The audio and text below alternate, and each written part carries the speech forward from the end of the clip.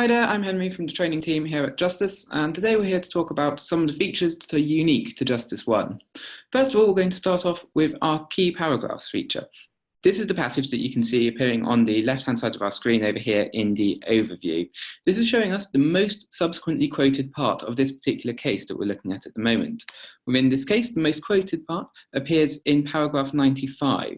I'll just click on this and I'll explain what's going on with it as it loads in. So what we're doing here is we are looking at every case which is subsequently cited RBVAS, and we're looking within those subsequent cases to see if they have ever quoted a particular part of this case.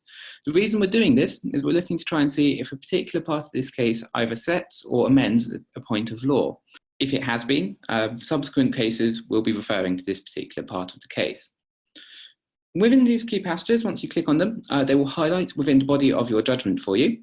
And if you click onto the highlights, you will get a list of all the cases which have subsequently quoted that exact part of the case. To dismiss this view, you simply press the X on the top right-hand side of the judgment. And if you want to view every single part of the case which has subsequently received a quotation, you can click on this Highlight All Quoted Passages button. Next up, we have the Citations and Sources button, which you can click into on the right-hand screen over here. This shows you everywhere external to JustisOne where you might be able to access this particular content. We list both subscription and free services here, and all of these links which we provide will take you straight through to the exact resource on the third-party database. So for example, if I click into this one over here, it doesn't just take me to the home page of Bailey, it takes me through to the exact reference for this particular case on that particular resource. It will work exactly the same way for the subscription services as well, subject of course to a third-party login. Next up, we have our multiple view feature, which you can use to open up multiple documents side by side. It's great for comparative research, so you can work across multiple documents side by side, working across both the full text record and the document analysis tools, all within one view. You can work between the open documents that you have by using the arrows on the top right-hand side, so you can scroll between all your open records. For now though, we'll return into our single page view by clicking on the single view button at the top.